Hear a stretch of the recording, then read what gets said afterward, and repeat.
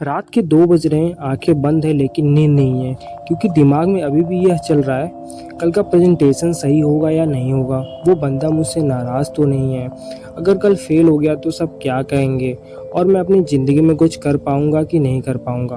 क्या यह सब ओवर थिंकिंग आपके दिमाग में भी आता है? अगर आता है तो सिर्फ एकमात्र आप ही नहीं हो, यह मेजॉरिटी ऑडियंस के अंदर ये प्रॉब्लम है। आइए इस वीडियो में समझते हैं इस ओवर थिंकिंग से कैसे बाहर निकल सकते हो।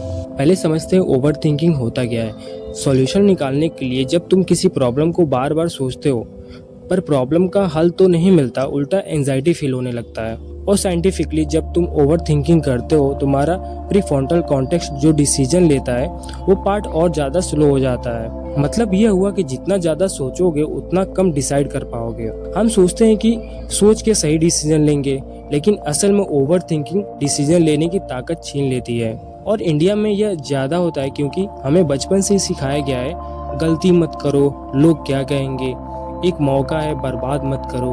अगर इतना प्रेशर लेंगे तो दिमाग तो लूप में फंसेगा ही ना। चलो रियल एग्जांपल से इस प्रॉब्लम को समझते हैं। जब तुम किसी भी अपनी स्टोरी को सोशल मीडिया पर पोस्ट करते हो, जैसे व्हाट्सएप, इंस्टाग्राम पर, और किसी खास इंसान ने उस पोस्ट को लाइक ना किया हो तो इंस्टेंट तो आपके दिमाग में ओवर थिंकिंग आने लगता है।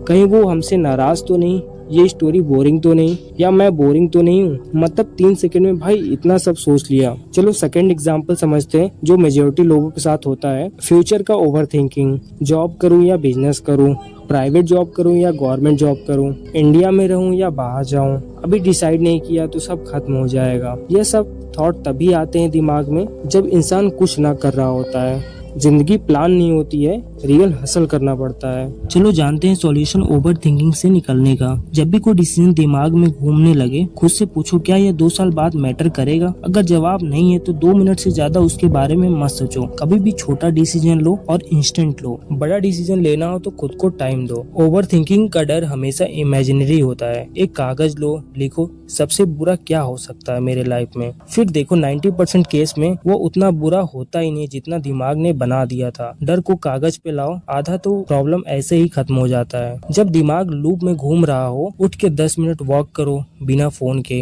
मूवमेंट एंजाइटी को फिजिकली रिसेट करता है, ब्लड फ्लो बढ़ाता है, दिमाग रिबूट होता है। Social media, news, reels, comparison सब एक काम करते हैं, दिमाग में फालतू की बातें भरते हैं जिसका तुम्हारे लाइफ से कोई लेना देना ना हो। रोज खुद को 1 घंटा दो बिना फोन के, और रोज फिजिकल कोई गेम खेलो या जिम जाओ, क्योंकि जब तुम खुद फिजिकली फिट रहोगे, मेंटली भी स्ट्रांग रहोगे। शुरुआत भले ही बोरिंग लगे, बट धीरे धीरे तुम किसी भी हैबिट को करते हो तो वह बड़ा बदलाव लाता है आने वाले टाइम में। शुरू के वीक में डेली 30 मिनट सिर्फ पढ़ो, फिर धीरे धीरे टाइम बढ़ाओ। कभी भी फोकस एक चीज पर करो, एक साथ कभी भी 2 काम पर फोकस नहीं करना चाहिए, क्योंकि फिर तुम एक भी काम नहीं कर पाओगे।